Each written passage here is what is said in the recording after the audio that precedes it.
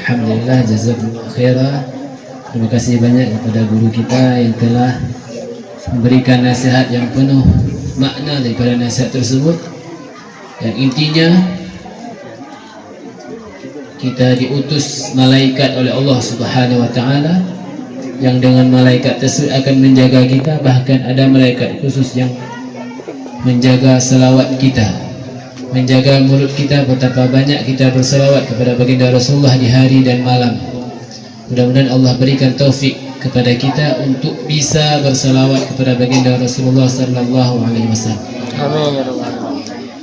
Dari ceramah beliau juga bisa kita pahami agama Islam bukan agama yang kaku. Agama Islam bukan agama yang kaku. Agama yang sangat menyenangkan. Bahkan di masa Rasulullah sallallahu alaihi wasallam saja ada sahabat yang ketika Rasulullah sallallahu alaihi wasallam memandangnya, Rasulullah tersenyum. Kenapa tersenyum? Segitu senangnya baginda Rasulullah, padahal dia sangat bandel. Sangat. Kalau kita lihat Ustaz kita, Ustaz Habibie, kita senang. Beliau enggak bandel. Beliau menyampaikan segala hal yang sangat baik. Beginilah kehidupan para sahabat bersama Rasulullah dulu. Tersenyum melihat sahabat. Kenapa? Karena teringat si dia itu bernama Nuaiman sempat menjual sahabatnya karena nggak dikasih makan.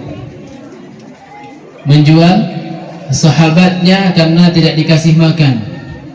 Sayyidina Abu Bakar As-Siddiq pernah meminta kepada Rasulullah sallallahu alaihi wasallam ketika pergi berniaga. Beliau minta izin kepada Rasulullah, ya Rasulullah, izinkan saya untuk membawa beberapa sahabat untuk menemani saya, termasuk Nuaiman. Kata Rasulullah, Nuaiman kamu bawa? Ya Rasulullah. Untuk apa? Siapa tahu bisa bantu saya nanti di sana. Akhirnya dibawalah sahabat dan juga Nuaiman. Sampai ke sana, Sayyidina Abu Bakar As-Siddiq memberikan tugas masing-masing. Ada tugas yang jaga perniagaannya, ada tugas yang jaga makanan.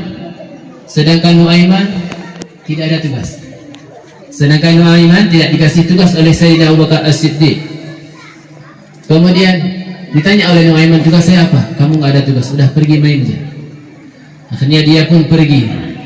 Karena diajak oleh Sayyidina Abu Bakar As-Siddiq, beliau ini tidak membawa bekal karena sudah dibawa oleh Sayyidina Abu Bakar As-Siddiq. Ada seorang sahabat yang tugasnya jaga makanan. Setelah pergi main-main dan sebagainya, ternyata Nuaiman sudah mulai kelaparan. Datang kepada sahabat yang menjaga makanan, berikan kepadaku makanan, aku sudah lapar. Tidak, katanya, karena yang jaga makanan sangat amanah. Kata Sayyidina Abu Bakar As-Siddiq, enggak boleh, nanti kita makan baru. Sedangkan Nuaiman sudah sangat lapar. Akhirnya kata Nuaiman, berikan.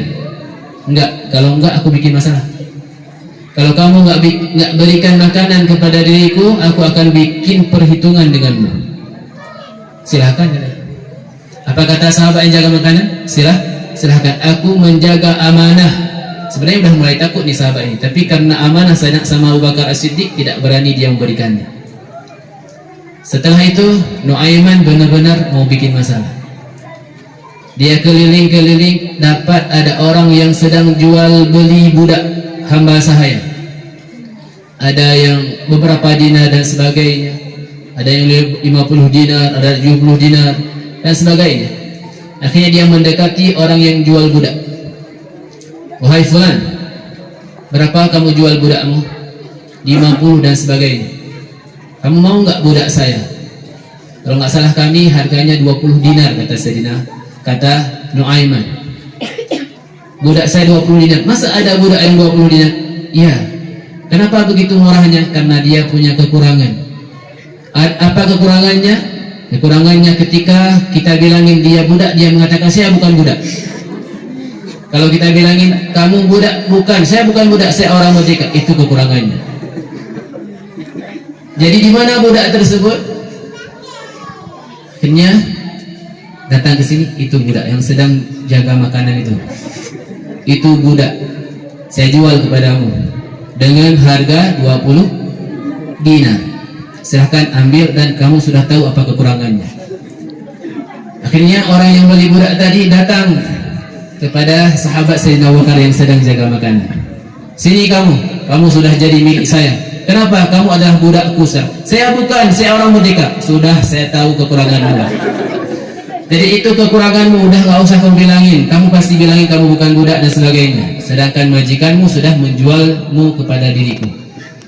Akhirnya dengan terpaksa sahabat yang jaga makanan dijadikan budak oleh Nuaiman.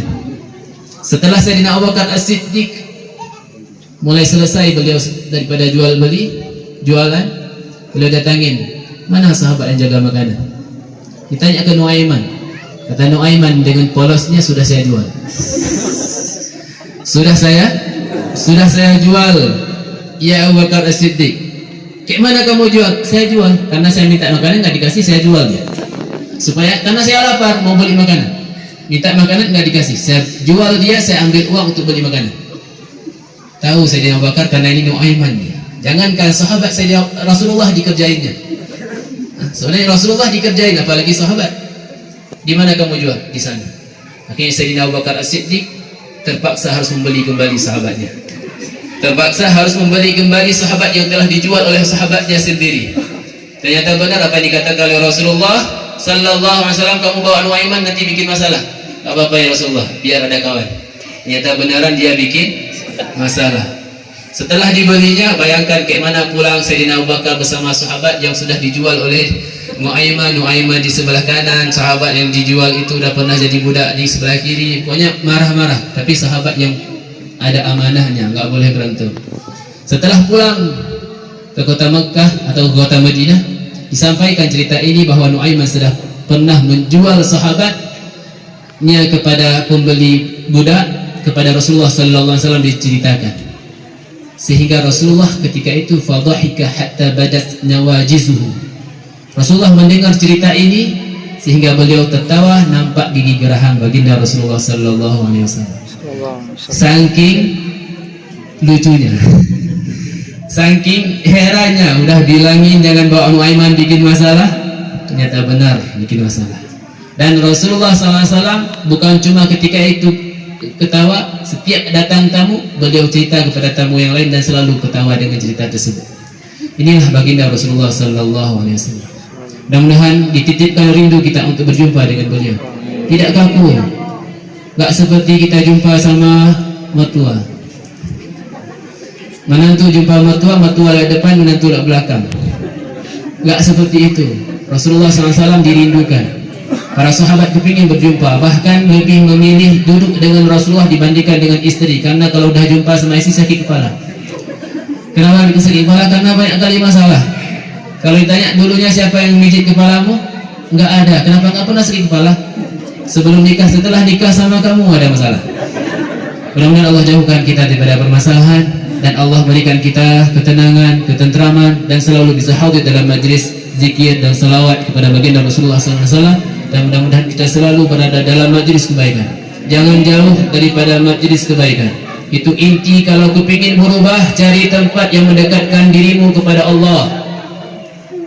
Jauhi orang-orang fasik. Jauhi orang-orang yang menjauhkan dirimu kepada Allah, karena tidak terasa bahwa tabiat kita sudah mengikuti mereka.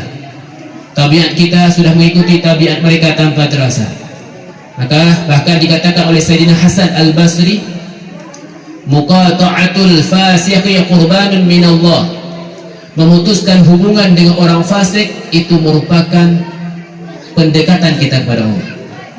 Memutus silaturahmi dengan orang fasik yang ketika kita jumpa sama dia, kita akan jauh daripada Allah, diajak kita kepada keburukan, itu qurbanun minallah, itu kedekatan kepada Allah Subhanahu wa ta'ala.